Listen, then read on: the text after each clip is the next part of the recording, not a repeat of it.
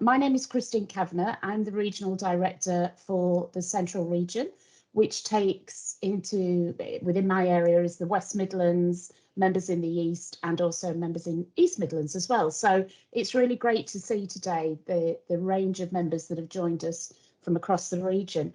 So I'm delighted to introduce Stephen Barnshaw. Stephen's organisation is JHAI Limited, who will present details of the changes outlined in the building regulation recent updates, which came into force earlier this month. Stephen is Associate Director of Technical Services at JHAI. He has worked in both the private and public building control sector for the past 30 years, so a huge amount of experience there.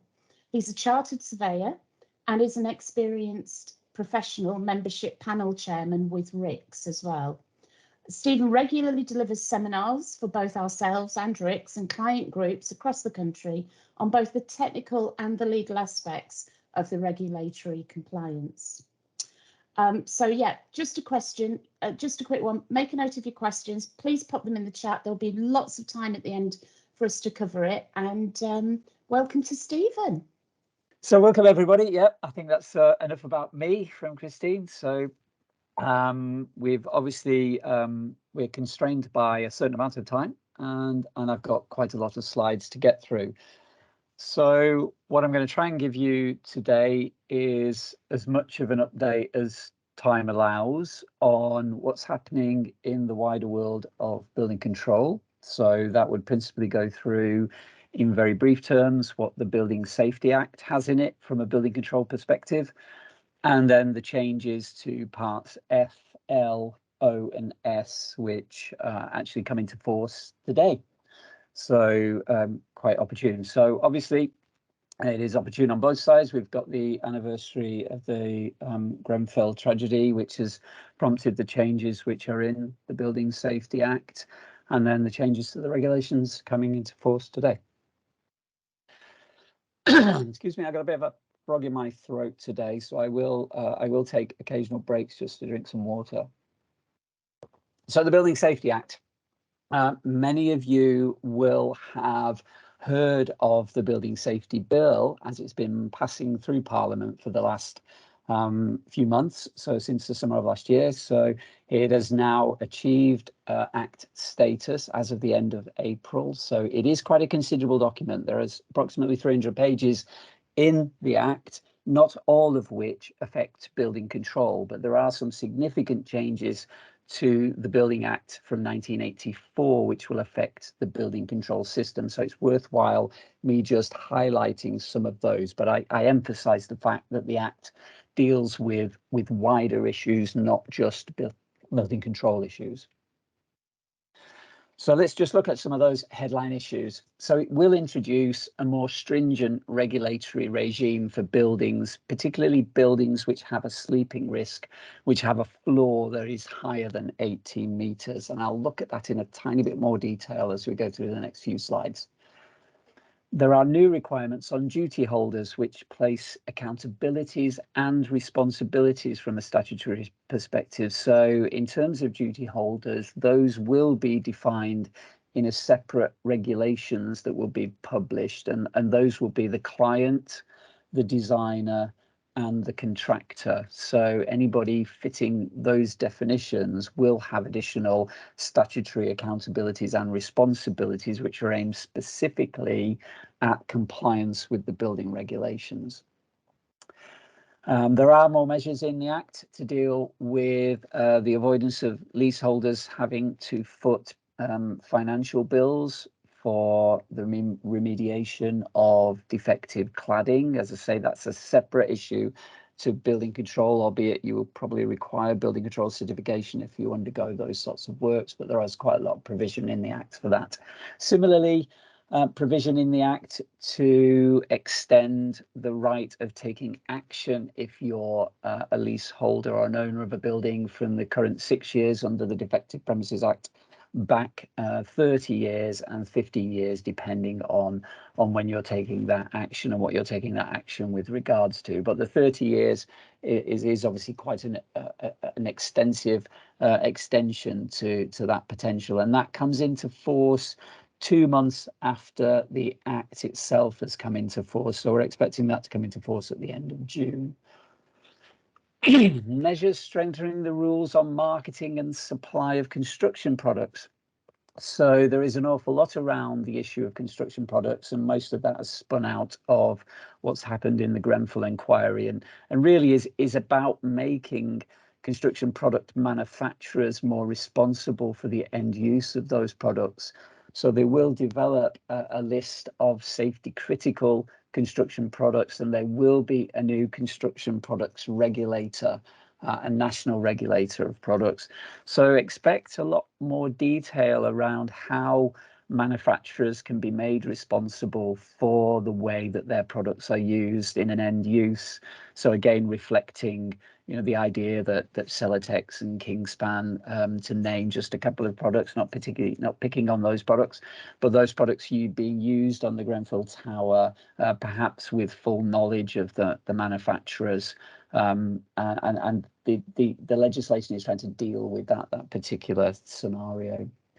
Amendments to the fire safety laws, so the regulatory reform fire safety order is being extended to cover certain other elements of premises that are controlled under that legislation. So again, this is looking at extending the requirement for fire risk assessments to include issues like flat entrance doors, lifts, external walls in blocks of flats, so that these elements will be included in the fire risk assessment where they're not included in the present moment. A new homes ombudsman scheme is as well to give leaseholders and owners some recourse where they're finding defects. And just to note that the building safety manager, which was originally included in the bill, has been removed or was removed, but the responsibilities that role was supposed to undertake have not been removed. So the responsibilities will still be there to develop safety cases for existing blocks of flats over 18 meters. So the role gone, but the responsibilities remain the same. So that's just a quick flash through the headline issues in the Act. Then we'll look specifically around what's happening with the new regulatory regime.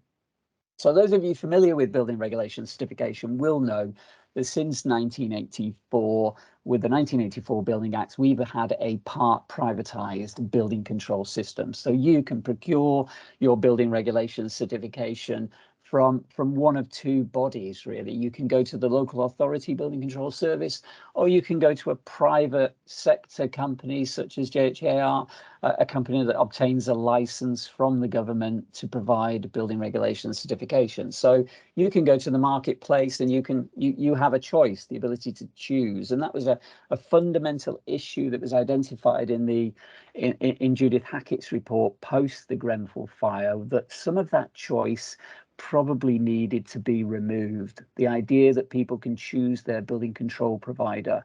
And indeed, that's what the Building Safety Act does. It puts in place provision for the removal of that choice on certain types of buildings, what will be known as in-scope buildings. So you will no longer be able to get your building regulation certificate from either of those bodies that I've highlighted there. So from some point in 2023, and every indication at the moment is that this is going to commence from October 2023. So we're some months away from this, but that time will pass very quickly. So from October 2023, if you're needing to obtain building regulations certification for what's called or what's known as an in-scope building, then there will only be one building control body that you will be able to obtain a fee quote from. There will only be one building control body that will deal with your building regulation application, and that will be the HSE. So the HSE are, at this present moment in time, constructing a regulatory body inside the organisation, and that will be called the Building Safety Regulator. And the Building Safety Regulator will be a statutory building control body in exactly the same way that the local authority are, and in exactly the same way as an approved inspector is. The only difference is they will be the only body of choice for buildings of a certain type which have a floor over 18 meters. So that's a critical and very important change if you're dealing with buildings of that nature. And it's not just the new construction of those buildings, it's actually the alteration or amendment of those buildings in any way. So if you have such a building and you're doing a minor amendment to it, that will similarly only have a single provider for building control purposes. So you'll no longer be able to use the local authority, and you will no longer be able to use an approved inspector for that particular type of building. That's not to say that those bodies will not be involved in the project. At some point, the government have estimated that the HSC and the Building Safety Regulator will need to employ somewhere in the order of 700 staff.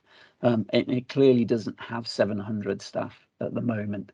So until such time as it does manage to build the organisation with sufficient robustness that it can deal with these applications, then it's likely to outsource some of its work. It will still be the controlling body, but it may well outsource some of its plan assessment work and some of its site inspection work to the local authority, and possibly in some circumstances to a private company where it feels the local authority perhaps don't have the resources or the skills to deal with the building.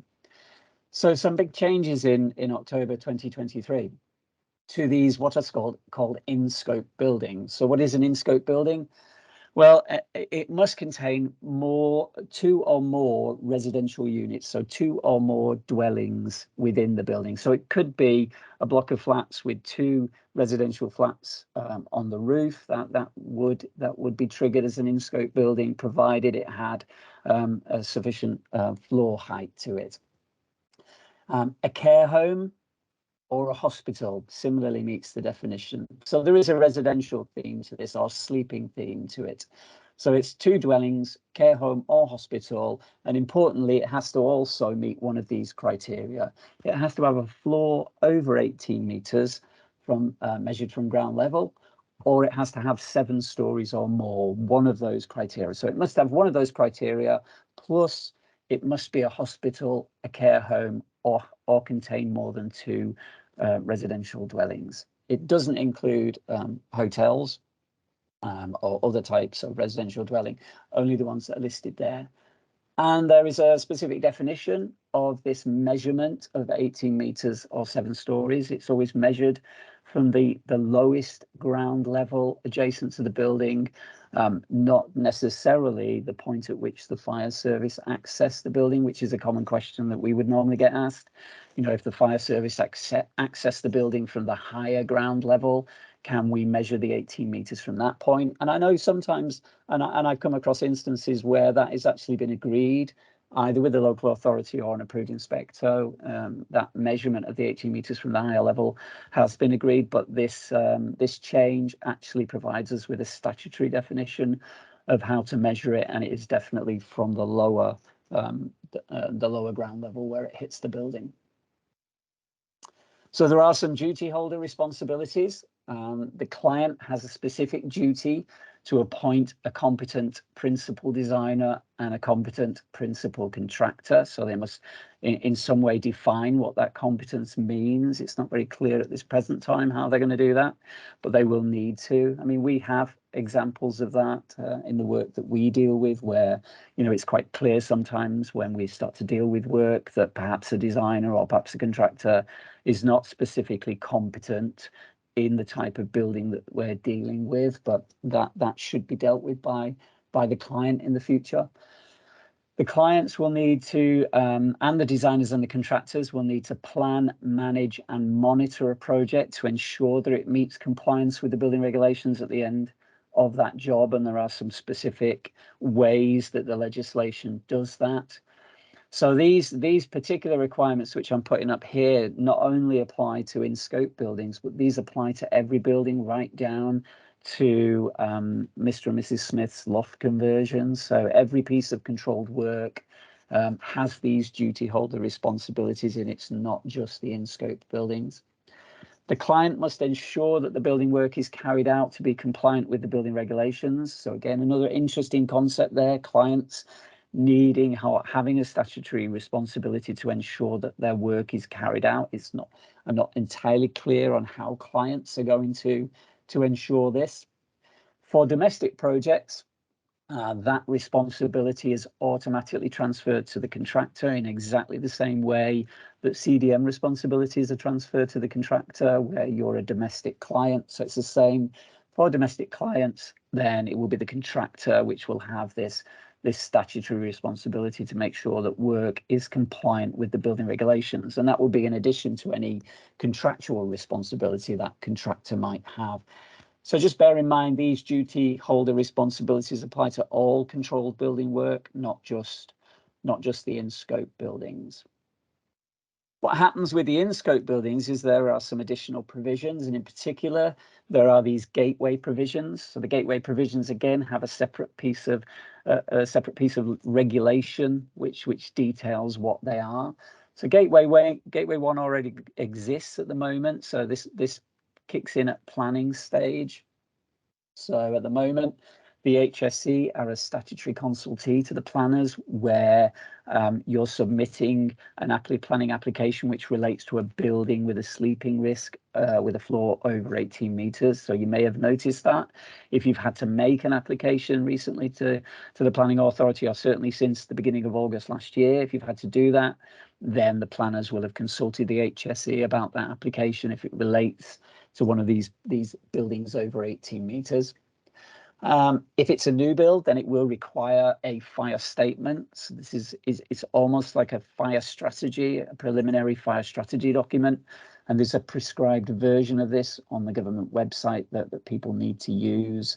And in principle, that document needs to be completed by a chartered fire engineer, although I think with the chartered fire engineers not being in abundance, we're seeing examples where these are completed sometimes by the architect, sometimes by perhaps even the building control body or someone else in the chain. So, but it is a prescribed document that needs to be completed and submitted with your planning application. The two gateways which are coming further down the track. So there's two additional gateways which will come in October 2023 when the new regulatory regime kicks into place. Gateway 2 happens prior to commencement. It sets out certain things that need to happen before people can start work on site on an in-scope building, so these taller buildings. So these are really critical, and these are now what's called stop-go moments, which we don't have in building regulations. We don't really have a statutory stop-go moment. So, and we will do from next year. So by way of example, you will not be able to commence work on one of these in-scope buildings until you've had your design approved once the new system kicks into place. So you will need to have had your design approved by the building safety regulator before you start work on site. What an approval looks like, we don't know at the moment. What we do know is there's a whole raft of information which may involve much larger preloading of the design than we're used to at the moment in order for the safety regulator to perform its function. So, you know, we'll get more detail on this, I suspect, as we go through the next 12 months before we get to October next year. Well, suffice to say, the legislation requires the design to be approved in some way.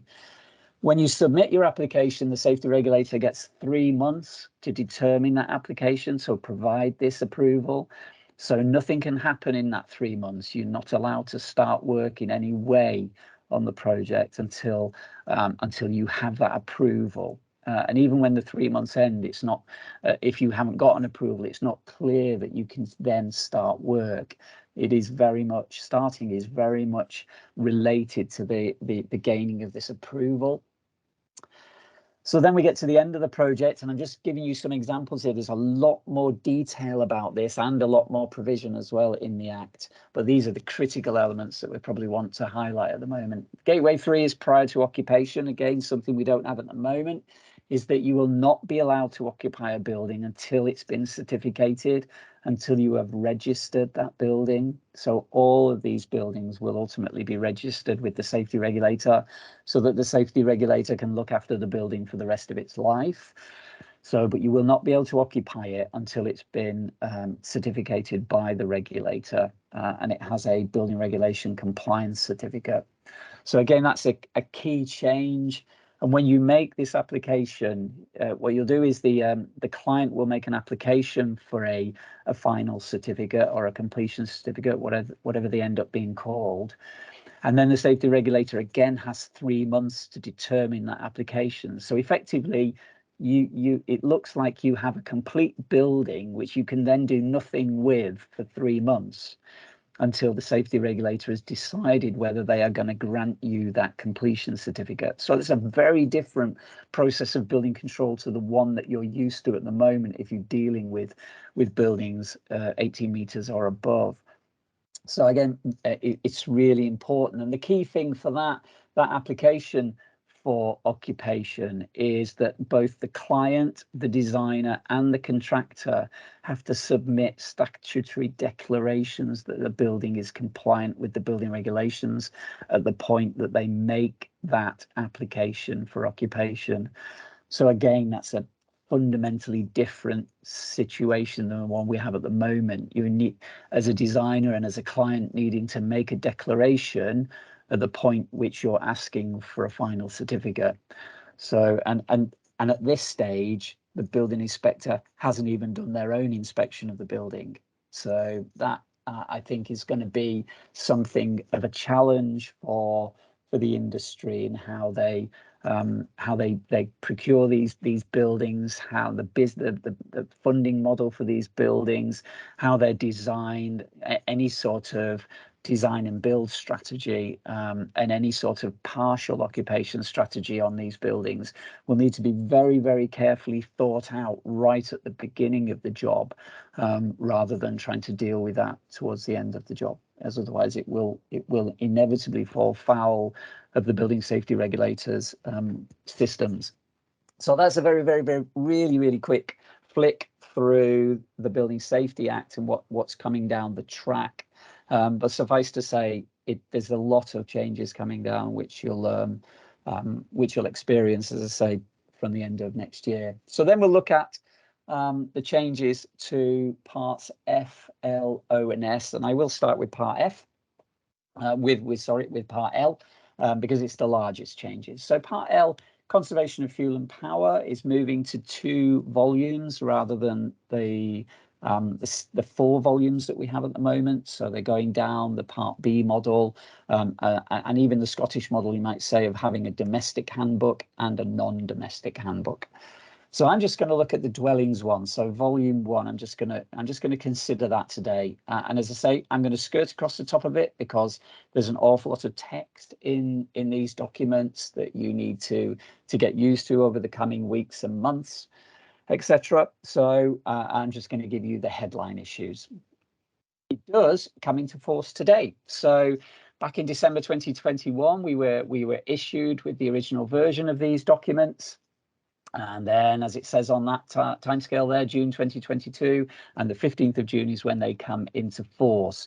So if you're submitting your application for building regulation approval today, then you're going to be almost certainly under the new requirements of the regulations. Okay, so they come into force today. By spring next year, then we will reach the end of the transitional period, and the government are also then starting to look at issuing consultation versions of the proposed changes that they are going to bring in 2025.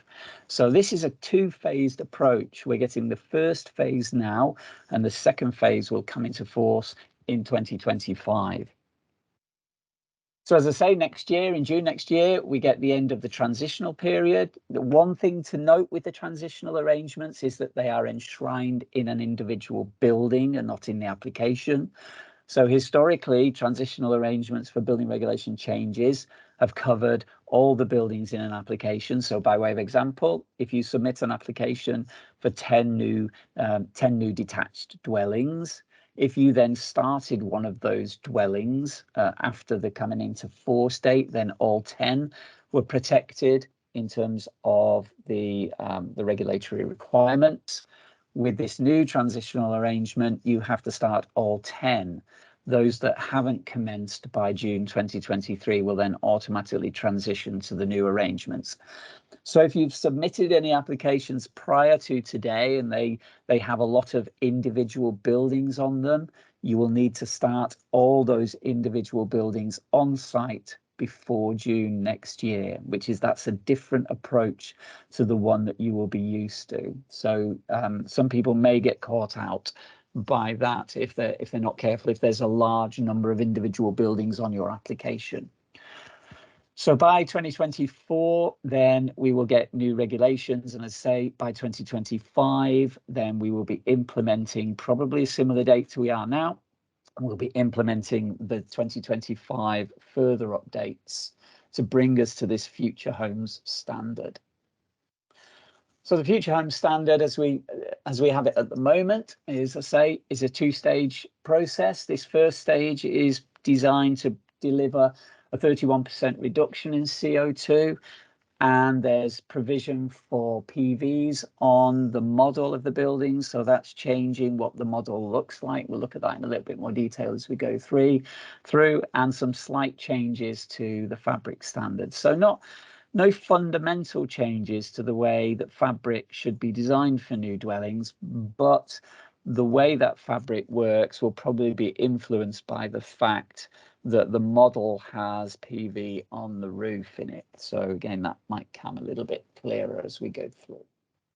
We are moving to a new primary metric, and that will be primary energy. So at the moment, if you design new dwellings and you're submitting SAP calculations, you'll know that there are two calculations within that SAP report, one for the CO2 measure and the other for the fabric energy efficiency standard. So you have to get a pass on both of those.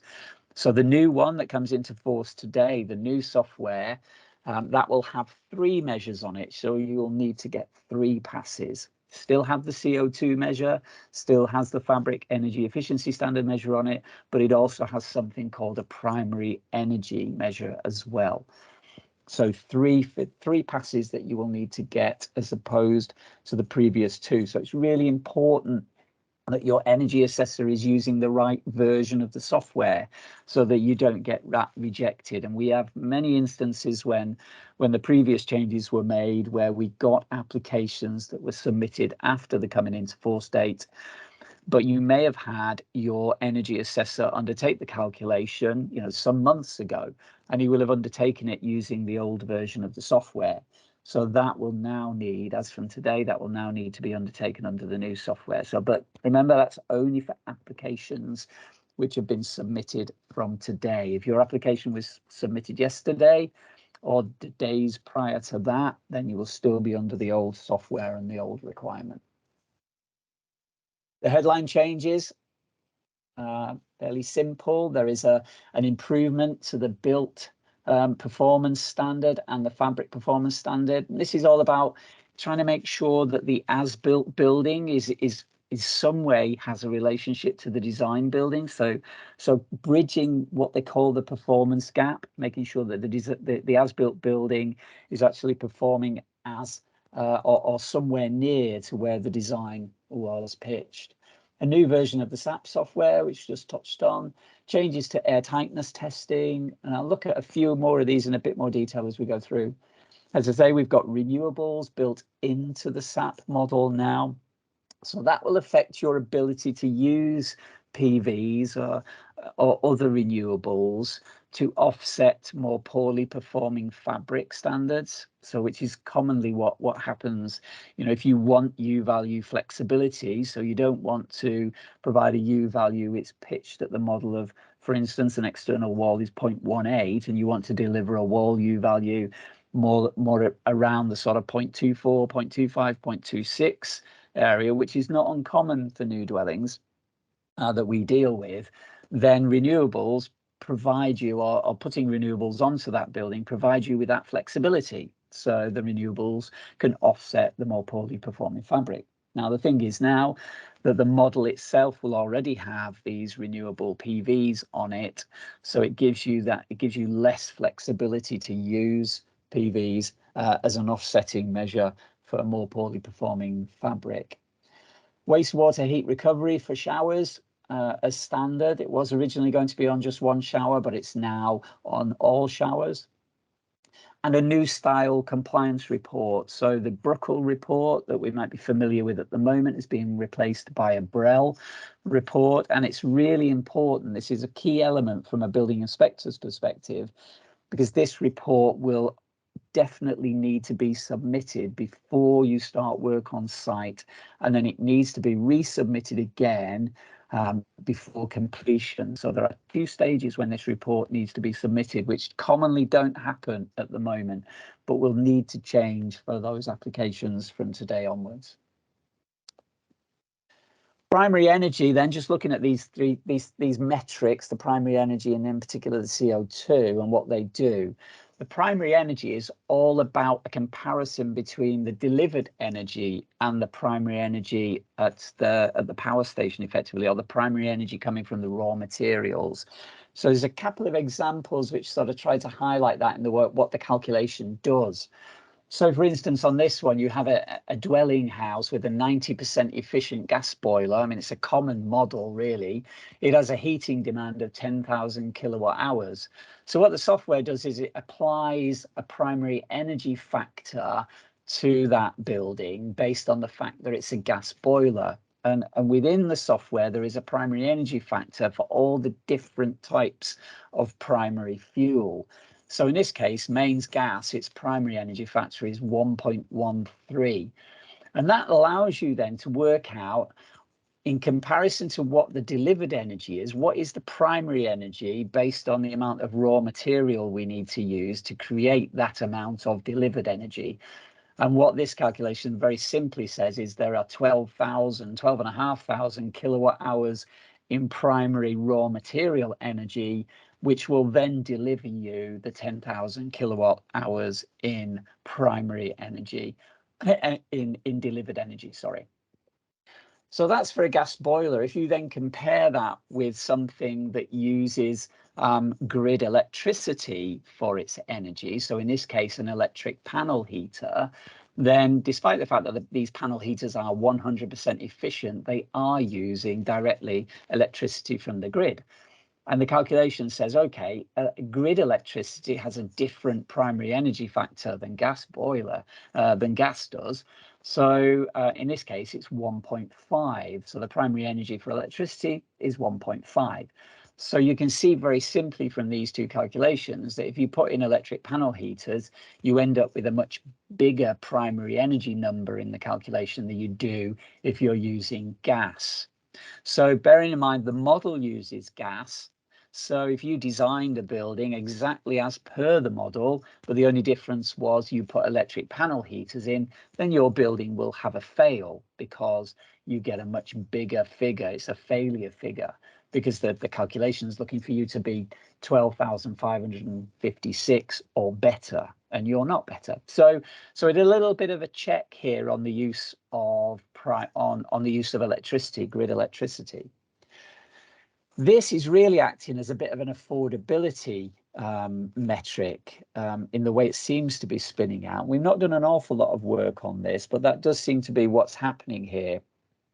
And that's because when you do the carbon emission calculation, what we traditionally know as the TER, the CO2 measure, the CO2 measure has changed, and the CO2 measure now looks on grid electricity much more favorably. So you get this situation where the primary energy calculation doesn't really like grid electricity, but the CO2 calculation does like electricity. So the 2 are sort of trying to balance one another out. So gas boilers remain the model heating provider. The government proposes to phase out fossil fuel from 2025. So there will be no new gas boilers on new buildings from 2025. So that's a statement that the government have made, or a commitment that they've made. So when you look at their proposal for the model in 2025, that has a heat pump on it. It doesn't have a gas boiler. So removal of the fuel factor for various types of fuel other than gas is going to make, in particular, oil very, very difficult to make oil pass the process without heavy use of renewables. So if you're dealing with oil heating in any way, oil is really prejudiced here in this calculation. So it's going to make oil quite difficult with the removal of the fuel factor for oil. So this is the bit that makes electricity more favourable from a carbon perspective. And this is all around the idea that we've decarbonised the national grid. So, you know, often on days we will get more of our grid electricity being provided by what we regard as renewables, and that includes our nuclear power stations, than we will do coming from our traditional old gas and coal-fired power stations. So what the calculation has done is it's made certain assumptions about how much CO2 is produced by these different types of fuel. So if you look under the existing or the previous version of the SAP calculation, a kilowatt of electricity produced 519 grams of CO2. That was the assumption based inside the calculation. And gas produced 210. So gas was much cleaner from a CO2 perspective than electricity was. Now that's all changed in the new SAP calculation. So if you look in the SAP specification document, it's quite quickly you will see that gas hasn't changed. Gas still produces 210 grams of CO2 for every kilowatt, whereas now electricity is down to 136. So from a CO2 perspective, electricity is much less carbon intensive than gas. So if you didn't have the primary energy calculation, this would make the installation of panel heaters, electric panel heaters in all new dwellings quite attractive. So what the primary energy calculation does is it qualifies that. It provides a caveat to it and says, okay, yeah, it is more, electricity, grid electricity is much less carbon intensive, but from a primary energy perspective, based on the raw materials, yeah, it's still quite expensive. So the one balances the other out a little bit. So that's a little bit of a heads up on primary energy. What else has changed in the model? Well, we get a roof view value has changed from 0.13 to 0.11. Windows and doors, 1.4 to 1.2. Interestingly, those will go down to 0.8 in 2025 is what we've been told. All showers are to be connected to a wastewater heat recovery system. Fixed lighting efficiency has changed to a calculation rather than a one-size-fits-all low energy light standard. There is PV as standard on the model, which we've talked about. And boilers and radiators flow, so wet central heating flow rate temperatures been brought down to 55 degrees, which will make low temperature water heating systems, space heating systems, much more attractive. And there's a lot of chatter going on in the background through heating engineers talking about the size of radiators, the number of radiators that might be necessary to meet this reduction in flow rate temperature in order to maintain the environment within the individual rooms. So there's quite a lot of talk about how we're going to get traditional wet central heating systems working on this system. So and maybe we'll see a drive towards more underfloor heating, which seems to be where this is going.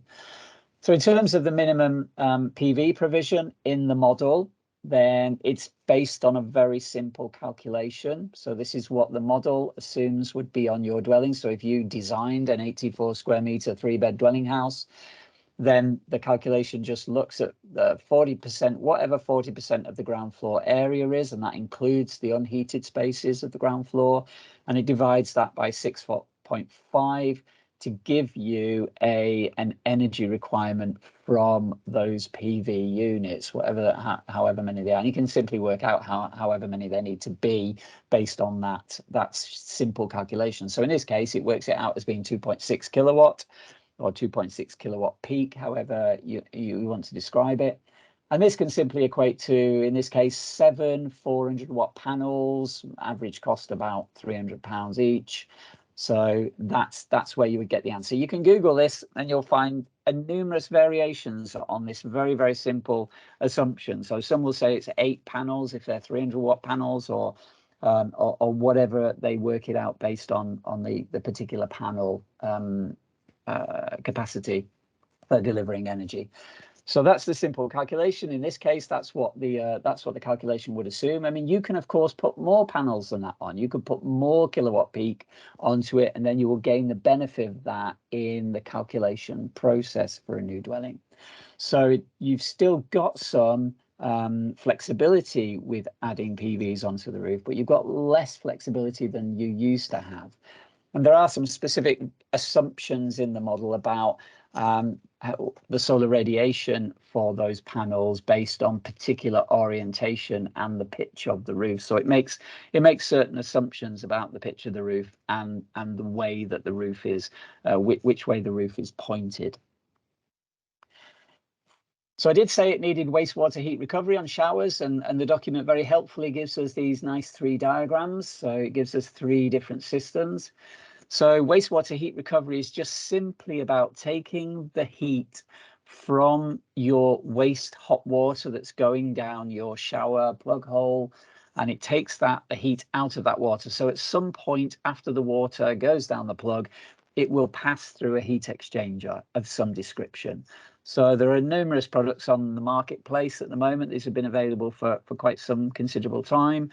So there are products available. There is a heat exchanger. So your cold water will come in and it will pass through this heat exchanger as the hot water passes through it. So your cold water will be preheated before it goes into the boiler, or indeed that preheated cold water may go back into the shower as well.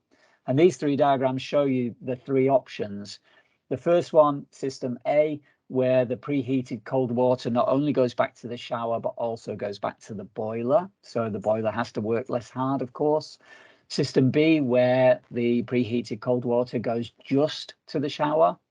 And system C, where it doesn't go to the shower, it just goes to the boiler. So you can have a variation on these systems for the showers in your dwelling. So if you've got 3 or 4 showers, what the document talks about is one of your showers will definitely be a system A, but the other showers are then going to be either a system B or a system C. So, but that's what's on the model. Again, it's this thing about, there's wastewater heat recovery on all the showers in the model. If you choose not to put them into your design, then you need to make your design better somewhere else. The model is always that. The model is a recipe of specifications to deliver a dwelling of a certain efficiency. Now, how you build your recipe is up to you. So, and then the important thing is that you get the 3 passes at the end of that, at the end of the calculation. That's going to be the crucial thing. And importantly more, that you provide that calculation to the building inspector before work starts on site. And the reason for that will become clear as we go through. So that's wastewater heat recovery. Just a quick diagram here. So again, simple Google search will show you this is what one of these things can look like. And then many look different from one another. This is just a simple example of a very simple heat exchanger. I mean, that text shows you there that, showers are one of the biggest energy users. And if you look at what the average shower uses in terms of energy and compare it to other energy users around the dwelling, you can see the sort of reason why these things get included in the SAP calculation. I mean, boiling a kettle 22 times, having an LED light on for 13 days, or running your laptop for 36 hours by way of comparison. So there's reasons why these things are obviously included. The back is with regards to the fabric standards. So there are backstop figures, there are model U-value figures in the recipe, but there also are some backstops. So you need to pitch your U-values for your walls, your floors, your roofs, etc. You need to pitch them between these 2 figures. So these are the worst case scenario figures. So at the moment, walls are 0.3, but that will come down to 0.26. Roofs are at 0.2, coming down to 0.16. Floors are at 0.25 and are going to come down to 0.18. And windows are at 2 and going to come down to 1.6. But bear in mind, if you designed your building to these U values, it would fail the calculation. These just allow you that bit of flexibility. in order to design your building how you would like. Gives you some design flexibility. Air tightness is coming down from 10 to 8, and is similarly, you know, that's your backstop. You cannot be any worse than that, but you will need to be better than that somewhere along the line in order to meet the requirement. So you can see from this table here, we've got a column there on the left-hand side called reference values. So these are the values for those elements that are contained within the software. So, you know, the backstop for all external wall is 0.26, but the model value is 0.18. So your design is going to be pitched somewhere in between those two figures, and you get the same for floors and roofs. So this is a simple set of calculations that H&H did using their Celcon aircrete blocks. So you can see there, if you look at the one of the columns that starts with 0.18, it shows you that they followed the model figures and they've managed to obtain the 3 passes. So the second column in from the right shows the 3 passes, and it shows that they've designed that building with an external wall of 0.18, a floor of 0.13, and a roof of 0.1. So those are the critical the critical fabric U values. Interestingly, they've also designed all the thermal bridges to the standard thermal bridge figures, so somewhere around about the 0.05 mark for the overall linear thermal transmittance figure. So we'll look at thermal bridges in a moment. So the key thing to look at from there, I suppose, is that 0.18 external wall. It shows it's 150 millimeters of full fill mineral wool. So it's quite a considerable cavity thickness, and that the inability to use PV to offset that U value is going to drive the thickness of cavity walls a little bit over the coming weeks and months as people get used to this. So you can see that Celcon tried to squeeze that cavity slightly. They tried to reduce the cavity and still get it through the calculation. So they managed to push the U value up to 0.21. They didn't change the floor U value, and they didn't change the roof U value. What they did was they played about with the overall thermal bridge figure. So they brought it down from 0.05 down to 0.035. And the way they did that is they used independent lintels for the inner leaf and outer leaf over all the openings. That's what the note at the bottom says. So, and it shows you that they've just managed to get a pass on all the 3 requirements. And then this is not a great pass, because if you compare the 3 pass figures with the column on the left, you'll see that they're just getting that through. So the idea that they could perhaps squeeze that external wall U value any further than 0.21 starts to become a bit of a challenge. So it just gives you an idea about how the putting PVs into the model, how that might affect your external wall fabric and its thickness, and in particular the amount of insulation that needs to go into it. I mean, you'll still get, you know, there are still appearing to be quite considerable increases in floor insulation as well on the calculations that we've done ourselves. So just looking at thermal bridges then, there are 4 options at the moment. The first of those options that gets commonly used, the accredited construction details, has now been removed. So no more accredited construction details. The default values, which are within the software and within the tables, have now been made much worse. So they don't look very attractive either. They've really pushed you down this avenue, having all of your thermal bridge details individually calculated. So what you'll do is you'll commonly go to manufacturer's details at the moment, and you can go again onto the H&H website for the Celcon aircrete blocks, and you can find a thermal bridge calculation detail for all of their products for various iterations of the different types of bridge detail. So that's where it drives you. It drives you down the manufacturer's route, getting the manufacturers to individually calculate out all your bridge details around your windows, around your doors, at your junctions, element junctions, etc. So that's where you'll need to be. I think the final option, which has always been there, the default Y value, has again been made worse. So is very, very unattractive from a designer's perspective. So calculating out thermal bridge details is where you need to be. So just extending that slightly, the document goes on to talk about the need for designers to provide drawings of all these junctions when their application is submitted for building control approval. And we haven't really had that emphasis in the document before. And it, more importantly, perhaps than providing drawings, it talks about before elements being concealed that there should be an on-site audit, a photographic audit of all thermal bridge details when the building's being constructed. So we're really just talking about dwellings here. You don't get this similar on-site audit for non-domestic buildings, and you don't get it for extensions. It's just for new build dwellings. So that's dwelling houses and flats. But this will be an interesting piece of work that will need to be allocated to somebody. It certainly is not the building inspector who's going to be doing this. Building control don't have this responsibility. This will fall on the architect or the contractor to do. And I'll just talk about that a little bit more as we go through the next couple of slides.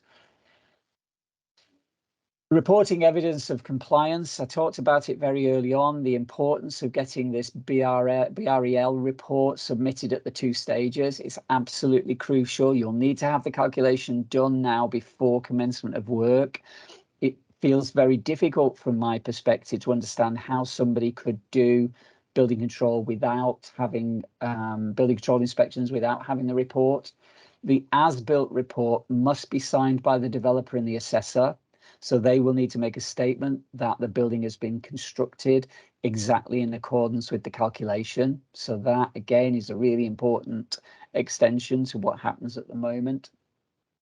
And this photographic evidence, the energy assessor will have to review all the photographic evidence and again sign a declaration that based on the photographic evidence, the building has been constructed exactly in accordance with the calculation that he or she has done.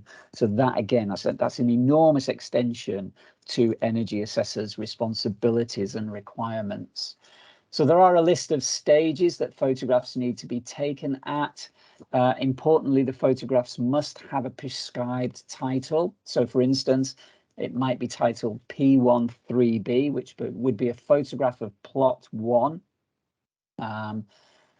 There's a question just popped on there about this applying to extensions. It doesn't apply to extensions. So I mentioned right at the beginning of the slide that this is just to new build dwellings, so new build dwelling houses and new build flats only. So the camera must be geolocation enabled and it must show location, time and date on the photograph. So let's just look at that P13B. So if it was a photograph of plot 1 and it says it's a 3B photograph, you can see from the 3B there that would be a photograph of an eaves and a gable edge detail. So what we're anticipating is that the contractor is going to start taking these photographs. And as you can see from 1A, they start to take the photographs at the ground floor perimeter edge insulation or the below damp course on the external wall. So they start right at the beginning. So there's going to be a series of photographs. Crucial thing here, if somebody fails to take these photographs, that will mean that the energy assessor will not be able to assess them against his calculation or her calculation, which means they won't be able to sign the declaration, which means the building control body will not be able to issue a final certificate. And that's a really important statement. No photographs, no final certificate. There's a real direct correlation between the two that must not be missed. The photographs are so crucial because that declaration is crucial to us being able to issue that final certificate. So air tightness testing, all dwellings will need to be tested, not just a sample. The notional building remains at 5, but the backstop's gone to 8. There is an alternative test method. As well as the traditional blower device, there is now a pulse test piece of equipment as well. So you'll be able to choose a different types of test. In terms of extensions, the changes are merely around the elemental U values. So you don't get the photographs, you don't get the on-site audit, you don't get the SAP calculation. Extensions are very much based on just an elemental approach. The important thing there is that the U values for external walls is coming down from 0.28 to 0.18. That's the big change. Okay, 0.28 to 0.18 is a huge change. And if you're constructing a traditional external wall for an extension, and it's a medium dense concrete block, a cavity and a brick outer leaf, that's not an uncommon form of extension construction, then what you're looking at there is not 100mm fiberglass, which would have provided you with the 0.28. You're looking at potentially 170 to 180mm fiberglass in that cavity, full fill cavity, in order to meet the 0.18. So if you put, say, an aircrete block on the inner leaf, then that might pull it down to 150, but that's about as good as you're going to get. So this might have quite a big impact on some of the builders who are currently very used to delivering a 300mm external cavity wall, and we're pushing that cavity wall up quite considerably and you know, easily towards the 400mm. So some changes there to the elemental U values. If you're converting an existing building into residential premises and you're having what are called retained thermal elements, you won't see any change in the new requirements. So the threshold values and the improvement values have remained exactly the same. The only thing that's happened is the different roof values have been consolidated. So under the existing table, we had a variation of 0.16 to 0.18 for roofs, and that's now been put in as a single figure of 0.16. Otherwise, if you're dealing with retained thermal elements and needing to upgrade them because you're creating a dwelling out of something that might well have been an office block or something, then those values have not changed. Provide certain amount of information to the end user. So this is a change, end user information, and the government have provided a template home energy guide. So this not only applies to Part L, but it also deals with Part F as well, and Part O for overheating. So we will expect the developer to have provided these pieces of information to the end user: the home energy guide, a completed home energy guide, a signed copy of the BREL report. So again, it's that signed, declared copy from the developer to the building owner, to the new owner, to say, yes, I've constructed my building exactly in accordance with the design that we submitted, and a copy of the recommendation report from the EPC as well. So we will need to know that those three pieces of information have been passed on to the new owner or been made available to the new owner before we can issue our final certificate. So Part F, O and S are slightly shorter, so we'll get through those and then we'll have some time for questions. So Part F, I mean, Part F is always changed when we change the Part L, because inevitably when you're dealing with conservation of fuel and power and air tightness, then you're going to affect the ventilation provision. So, but critically also, the government had some concerns that ventilation provision wasn't being delivered as it should be. So they did, in 2019, commission a report from AECOM, an M&E consultancy. So they looked at a range of new build houses which have been constructed post 2010.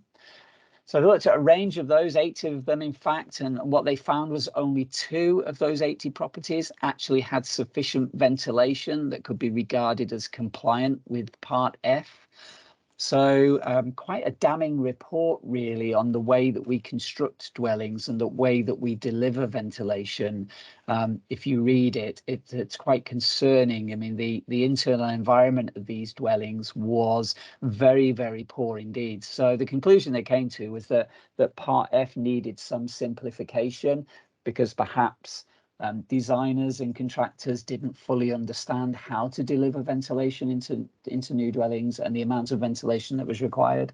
So they looked at the 4 systems that we currently have for ventilation in dwellings. So of course we have, and you need to provide one of the 4 systems. So that would be intermittent background ventilation with intermittent fans is system 1.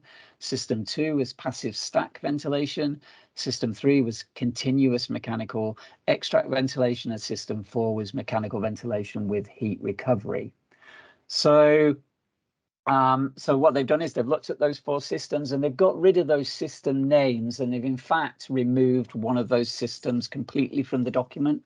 So passive stack, which was system 2, is now not included at all in the document. So there is no guidance on how to deliver a passive stack ventilation system. Doesn't mean you can't use it, but it will mean that we will need to have evidence of why you think it complies.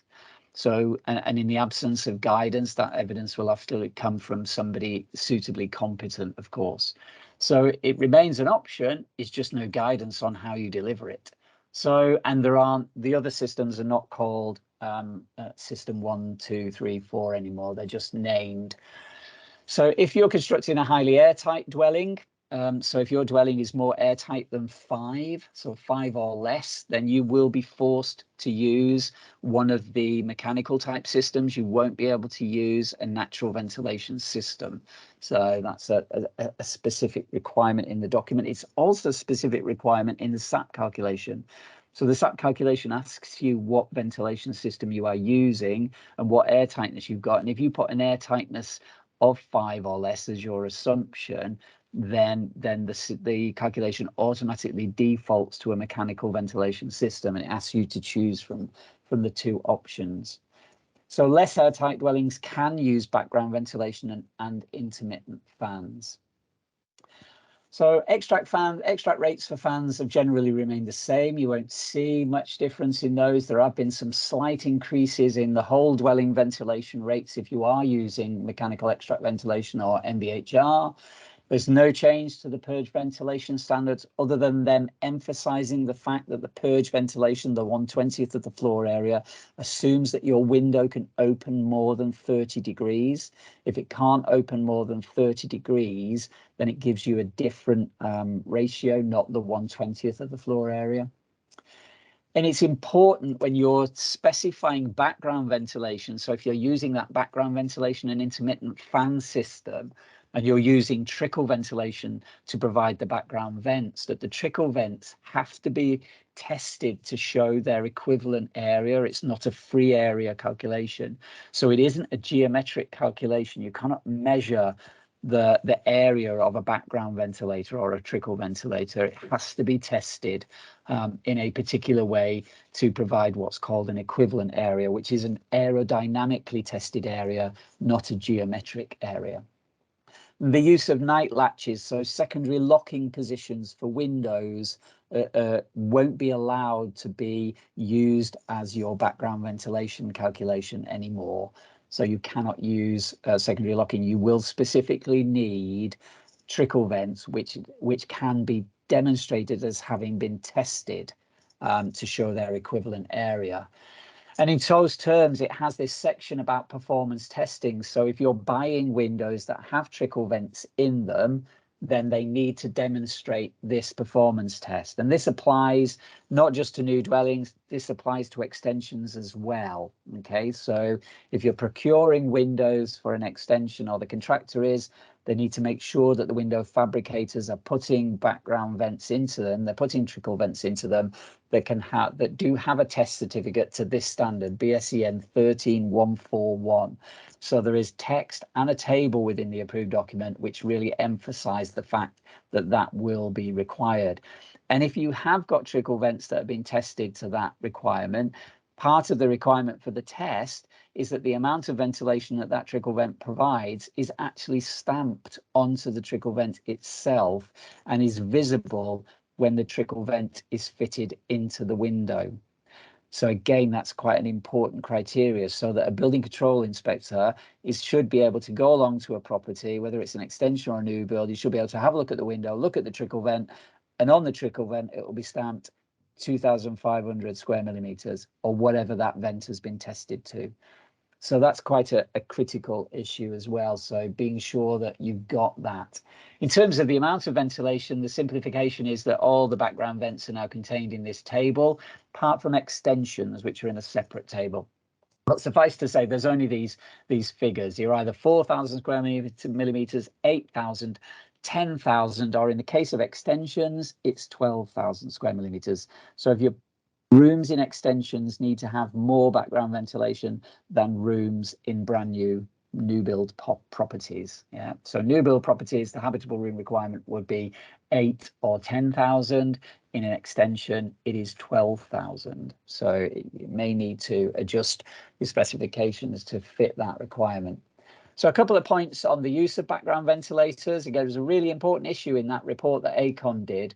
If you're fitting continuous mechanical extract ventilation, then there is still a need to put background vents in, but you never put them in the wet rooms because that's where the fans will be.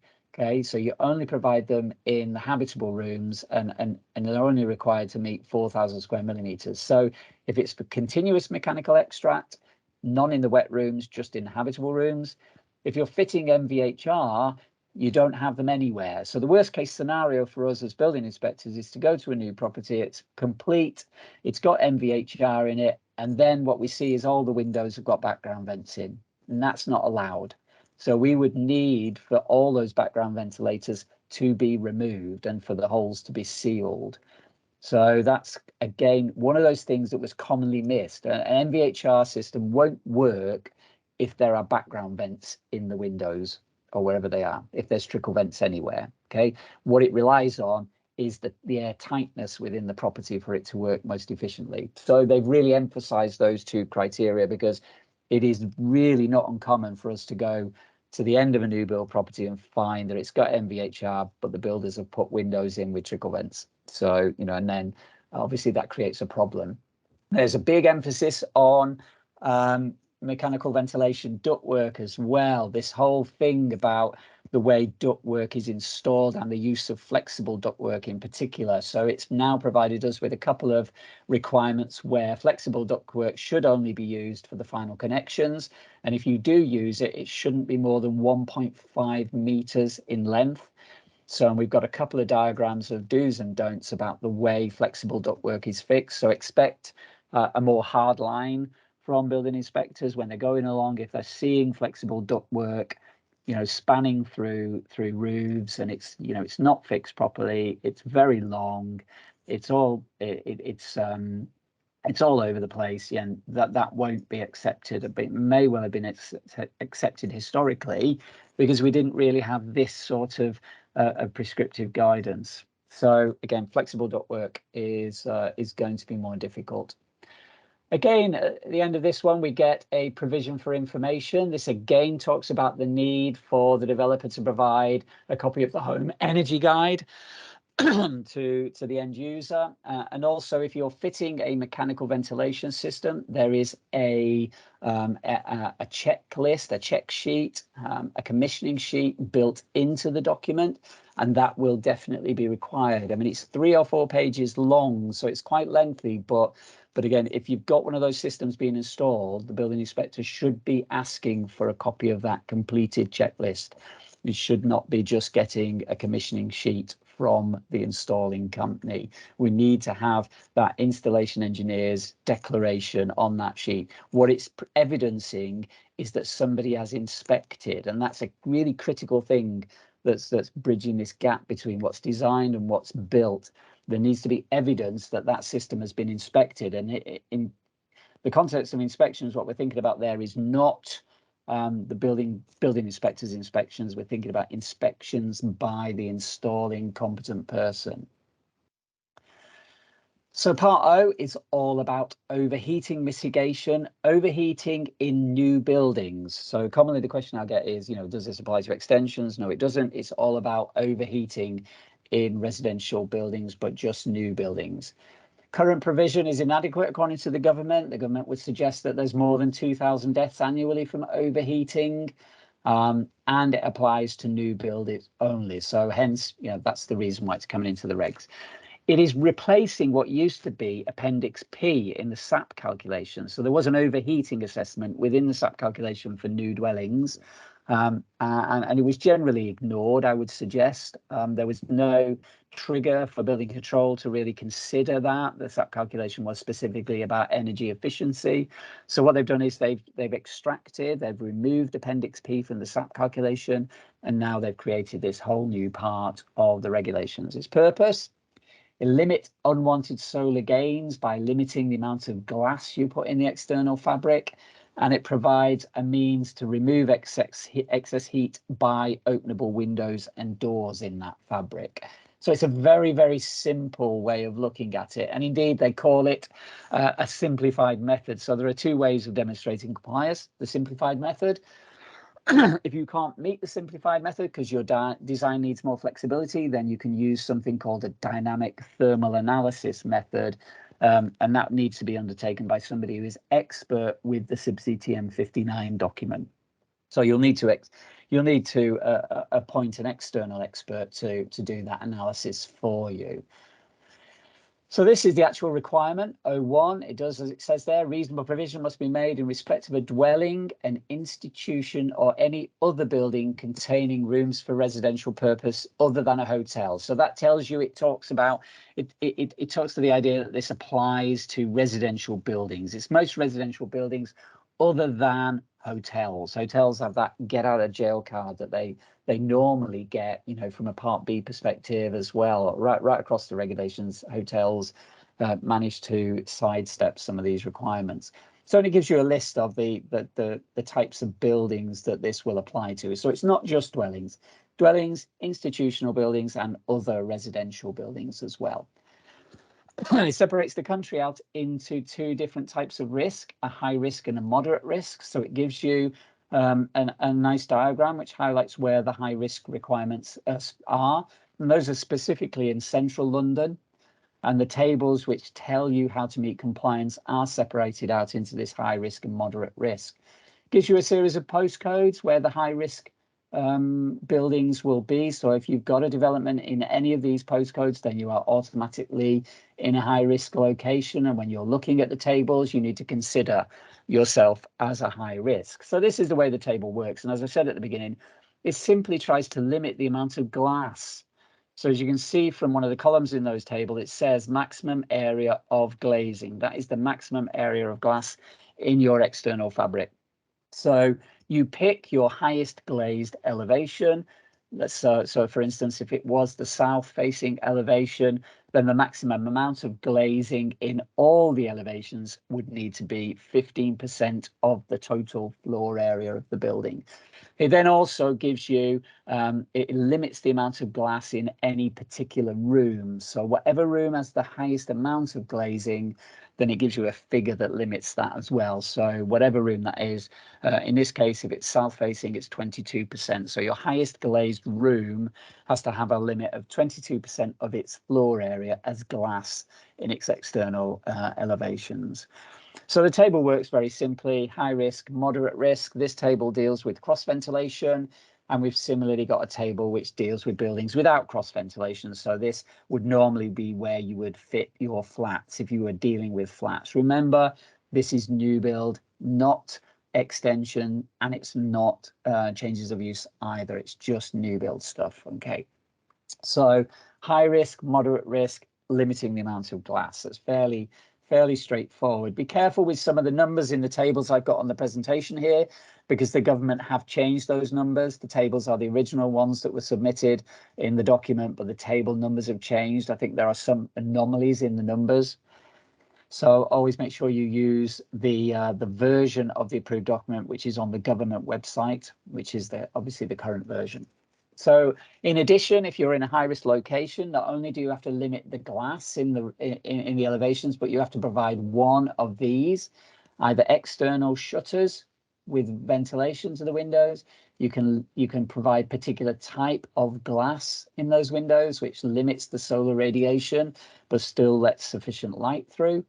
Or you can provide an overhang to the elevation, which obviously reduces the solar radiation to the glass as well. So this is, in addition to limiting the amount of glass in a high risk location, you need to do one of these things to all of those glass locations as well. If you can't meet these requirements, if you can't limit the amount of glass, if you don't want to do one of these other factors, then you really are not in the simplified approach. You are going to be pushed into the dynamic thermal analysis approach. There's no option there for you. It's one or the other. So if you can't squeeze it into this, if this doesn't meet what you want to achieve, then you're pushed down that route. So as well as that limiting glass, you're also required to provide a certain amount of opening to let any excess heat out. The only really criteria to watch with these tables, and again, there's a table for cross ventilation and there's a table for buildings without cross ventilation. What you'll notice is the percentage of floor areas in these tables are almost always be more than the purge ventilation requirement in part F.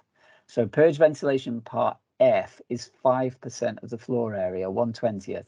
And you'll notice these percentages are 6%, 9%, 13%, 10%, 12%, 13%. So these are big percentages, which are bigger than part F.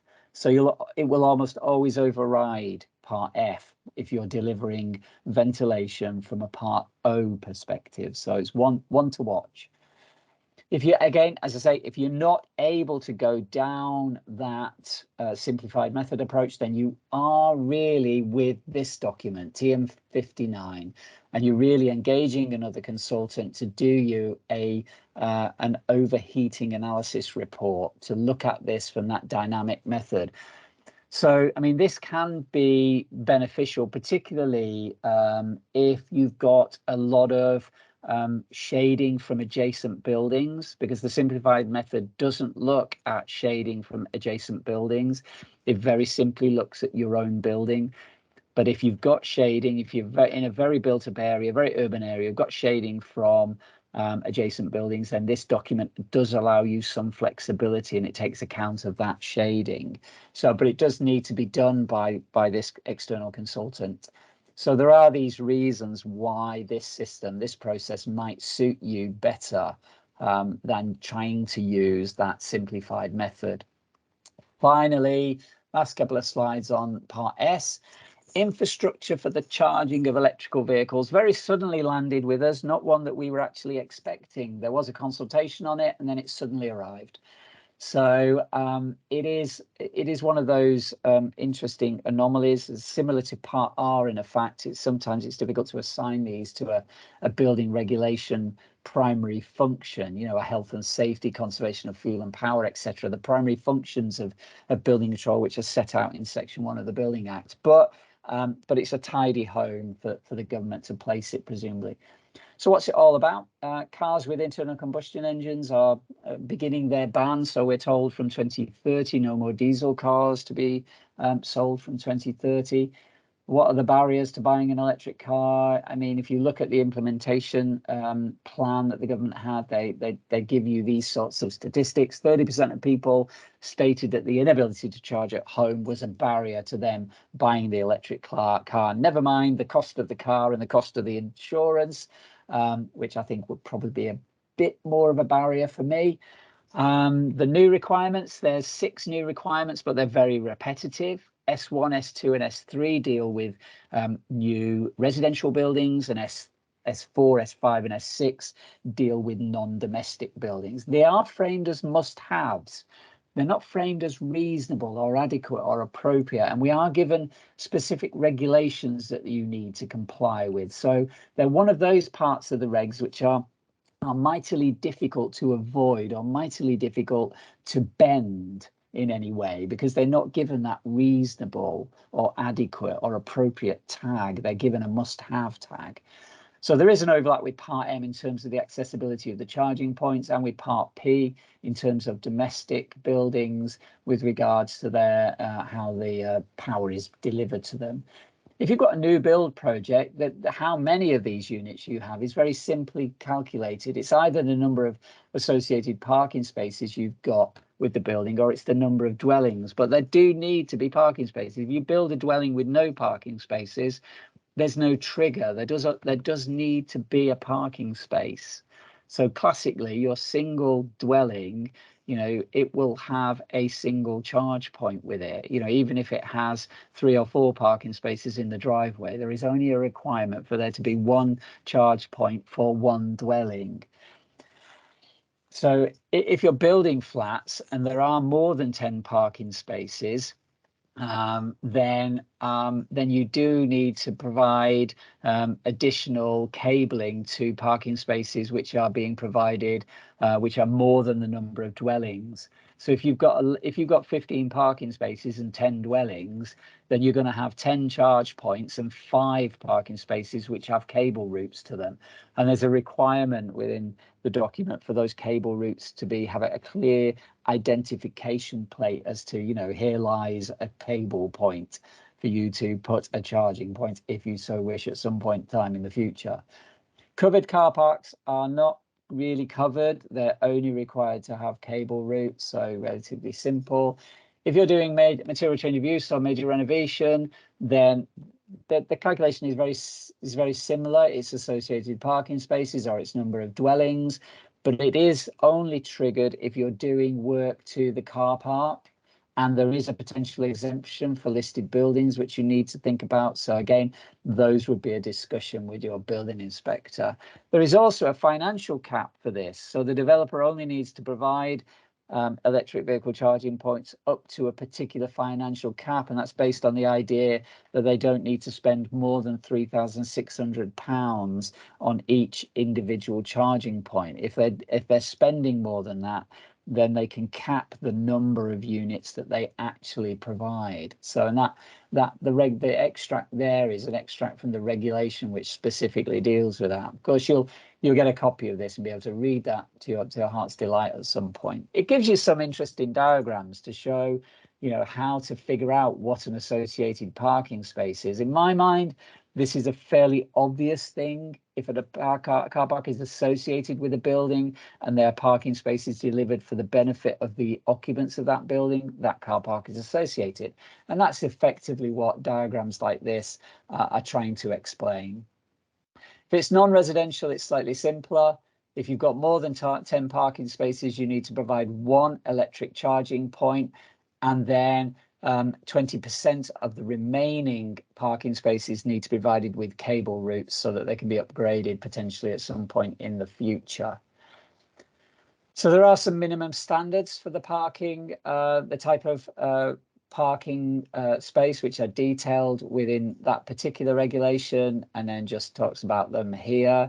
At least 1 accessible parking space should have a charging point. So if you've got wheelchair accessible parking spaces, 1 of them will need to have a charging point. If you're providing single charging points that serve more than 1 parking space, all the parking spaces need to be able to be used at the same time. So the charge point needs to be able to service all of the spaces that it services. Future connection points must be labeled, and there is a specific text for that label. And charging points need to have a minimum rated output of 7 kilowatts. So these are not big, beefy superchargers. They are the very basic type of charger. But the important thing is that they cannot be tethered to a particular type of socket. They need to be what's called universal or untethered sockets. Ooh, so I've fantastically just squeezed that in an hour and a half and left you all of 3 minutes to ask me questions. So I'm going to I just, of course, I'm going to shall I unshare my do I need to unshare my presentation? Yeah, please, let me Stephen. just do that. Yeah, very quick one from Alba was what did you mean about PV as standard? Okay, yeah, so photovoltaics on the roof of a dwelling as standard. What it means is that when you design a new dwelling, you have to go through this calculation process using what's called the SAP software. Now, the way the SAP software works is it takes your design, and it creates a building of its own as the target building. So the building looks exactly like yours. It's the same shape, it's the same size, it's the same orientation, but what the software does is it applies its own specification to that building. So it says, you know, the U values of the walls, the air tightness is this, but in what it also does is it puts some PV on the roof. So you may not have designed any in your design, but the model puts PVs on the roof, and that's the building you're measured against. You're measured against the building which looks exactly like yours, but it's got PV on the roof of it. PV on the roof. Yeah. Thank you. The next question was from Carla, and in fact, there's 2 questions from Carla, so I'm going to put them both together. Yep. And that, if that's helpful, I've said that now, and now I can't find the other question, dear me. Right, so Carla's first question is, if a bath will be refurbished and a new shower installed, do I need hot water recovery, or is this only for new builds? Only for new builds. That was a nice short one, wasn't it? Yeah. These things can be confusing. It is just new builds. Yeah. Great, okay. James has asked, assume the minimum PV provision cost calculation excludes the cost of inverters, question mark. Yes. So does it include, yeah. Okay, so it excludes them, yeah? Yeah. Okay. It does, yeah. Have you got a similar U value standard model for extension work? That's from Sarah. Oh, I think I probably touched on that, didn't I? Because I said the standard U value for a new build dwellings 0.18, and now extensions are 0.18 as well. So from an extension, because it's an elemental approach from an extension, I mean the standard external wall for an extension, if it's concrete block, it's a cavity with mineral wool in it, and it's brickwork, that cavity is likely to need to be 170 or 180 mil in width. If you've got a very lightweight block on the inner leaf, then it could come down to 150. At the moment, what you're getting away with in terms of extensions is a 100 mil cavity. So you can see that's going to be pushed up to at least 150 to 180 in that region. Yeah. Okay. The next question was from Brian. I think as well, you might have mentioned this a bit later on, was, does the requirement for photographic evidence as built apply to extensions or existing buildings? No, it doesn't. So it doesn't apply to extensions, and it doesn't apply to conversions. It's it's just new build stuff. Just new builds, that's right, I thought that. So Ross has asked, say if you are developing 10 identical properties, in regard to photographic compliance, do you need to do all of them or a random sample? No, all of them. All of them, right, okay. How does this affect retrospective applications? Timothy Watts has asked. Oh, retrospective applications. I'm not entirely sure what he means by a retrospective application. So the only retrospective applications from a building control perspective would be a regularization submitted to a local authority. So and they would normally be assessed based on the regulations which were applicable at the time the work was done. Okay. So yeah, so okay. it shouldn't affect them unless the work obviously was done after the 15th of June, which is today. So right, okay. Kate has asked, what are your thoughts on using full fill insulation in a cavity wall to achieve a lower U value? The manufacturers are promoting, but I do not think this is a good construction detail. What do you think? right. I mean, sometimes I'd have to say it's not necessarily for us to think, because it's for manufacturers to demonstrate that their product is suitable in terms of its end use. So that's always the evidence. You know, we have a thing called Regulation 7 within the building regulations called Materials and Workmanship, and it requires all products and materials to be used in accordance with some sort of evidence that a manufacturer has that the product is fit for purpose. So that's the way we approach this. It's for the manufacturers to demonstrate why they think something is suitable. I mean, I think from a fulfill perspective, then Part C of the regulations does have some thoughts on the applicability of fulfill in different locations. So if you're in a very severely exposed location, etc., it talks about whether fulfill would be suitable or not. So it would very much depend on the exposure rating under Part C. So that would have something to say about that. And certainly there are a number of products which can be used in a fulfill as a fulfill nature. So mineral wool classically could be used as fulfill. Where this gets more problematic and questions start to be raised is where you start to use the more sort of foam plastic type insulations, because they would traditionally have a residual cavity in front of them. But there are a number of these which are starting to enter into the fulfill marketplace. And so we are always then needing to have test evidence So, you know, Extra Therm is a classic product. It's a plastic foam type product, but it can be used in a full fill environment, and it has third-party accreditation for that use. The key thing is that it has third-party accreditation. Sometimes what you've got to be careful of is that there are workmanship standards that apply to these requirements. So you've got to ensure that the workmanship on site is satisfactory in order for the product to be suitable for that use. So I think you're right. I mean, sometimes it's difficult to guarantee that that workmanship on site is okay. And the same, a lot of those foam products where they have a 50 mil residual cavity, they will allow you to use them in a 25 mil residual cavity, but the agreement certificate, for instance, will state that that's the requirement there is for the workmanship to be a very high standard. So the question is, who attests to the standard of the workmanship? So we would generally not want to use the 25 mil residual because we're not there all the time attesting to the quality of the work. So I think you're right. It is a big question, and you know, fulfill. I mean, Kate's raised the fact that she struggled to get the information, get the UV values on windows and doors from manufacturers, especially if then only a very vague average. What she's asked is, you know, do you know if whether any also is whether any of the manufacturers are addressing this lack of available detail to show compliance? Yeah, I mean, in terms of the thermal bridge details, it sounds like what she's asking. I think that what the government are anticipating, what they plan to do is they planned for the BRE to develop a national database of evidence that designers could then use.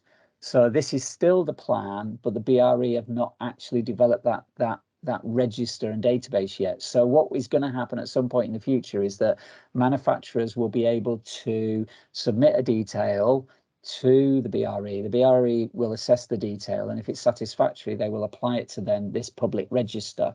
And then designers will be able to look at the register and think, I will use that detail or the other detail or whatever. So that's the way the system is meant to work. As I say, at the moment, we've got a little bit of cart before the horse because we haven't got the BRE forming that detail. I mean, to be fair, the BRE, the software that the BRE have issued for the SAP calculation doesn't work. So, you know, the things come into force today, but there's only a partially working piece of software. So, you know, we are definitely a little bit on the back foot with this, unfortunately. Okay, I've got 3 questions that I'm going to ask now, and also we've got some amazing feedback in the chat as well, Steve, and people thanking you for such a concise and thorough presentation and how invaluable it's been. So I'll just give you those positives back. But if we can just go through the final last 3 questions, that would be really helpful. Yeah. I also just want to make a point to everybody to say that we've also put a link in the chat for the new resilience hub that we've put on the website. It's only gone live this week from the RIBA, and it's a kind of one-stop shop for all information relating to, I mean, it's been built around the insight from members. So it's everything that you need to keep informed in terms of in practice as it stands, and it's a one-stop shop. So please go to that link, which John's just put in as well. So the final kind of couple of questions directly related to this are: in domestic projects, do all the responsibility of the domestic client transfer to the principal designer for the new building safety bill? Is it purely principal designer and lead designer acting as duty holder for the design stages? Yeah, I think, well, to the first part of that, if you are, the duty, the way it's phrased in the draft regulations at the moment is that for domestic properties, so if it's a domestic client, and that's the same definition for domestic client as it is under CDM regulations, then the responsibilities that the domestic client has will automatically go to the principal contractor. So it doesn't necessarily affect principal designer's responsibility.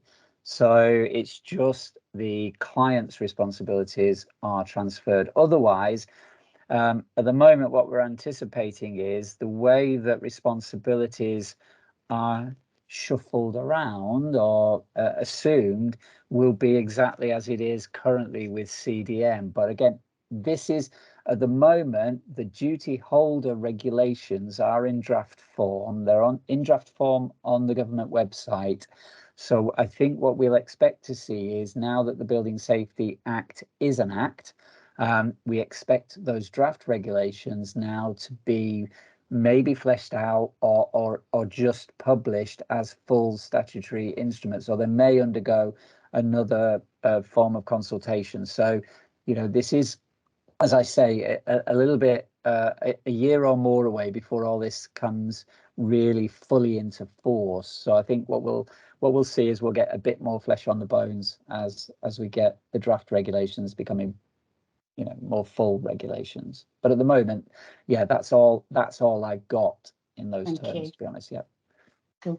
And then the final question is, you mentioned that in scope and part O don't apply to hotels. Is this void if the hotel also contains residential dwellings across a number of stories? Will that apply then for the whole building or just those residential floors? Yeah, no, it will be the whole building. Yes. So that's the key thing for in-scope buildings, and I've got one of those at the moment that I'm dealing with in central London, where it's a you know, it's a part hotel. It's got floors of hotel and floors of flats, both at the side and above the hotel. So if the building, no matter what the building is, if the building has 2 or more dwellings in it, the whole building is controlled. So that's, you know, it has to have that 18 meters or 7 stories. So the height is still a trigger. The height will always be a trigger. But if it's got those 2 flats in it, 2 dwellings in it, then the whole building will be controlled. It's not just the dwellings yet. Okay. Thank you very much, Stephen. You've got some amazing feedback in the chat. Please take a couple of minutes to look at it. Yeah, no, appreciate that. What I would suggest is, if you are in RIBA East Region or East Midlands or West Midlands, please follow us on Instagram, follow us on Twitter, and we'll put the link to the presentations up there. We'll also get it in the newsletter as well. I would like everybody, if they could, I know it's very hard to give everybody a round of applause in these situations, but we do have a little reactions tab in the digital world that we're in. And I'd really welcome everybody if they could pop their cameras on now and also just give Stephen a little reaction to the presentations, that he knows it's been appreciated. So thank you very much, Stephen, for today. And thank you everybody for attending as well. Thank you. I'm glad it's of use. Yeah, that's good. And if anybody's got any questions, obviously you use my email address, come back to me. More than happy to help you out. Yeah. Excellent, Stephen. Thank you. Thank you very much, guys. Thank you everybody for attending, and thank you, Stephen, again. Yeah. Have a great day. Bye. Have a great rest of the week. Cheers. Bye. Thank you. Cheers. Bye. Bye.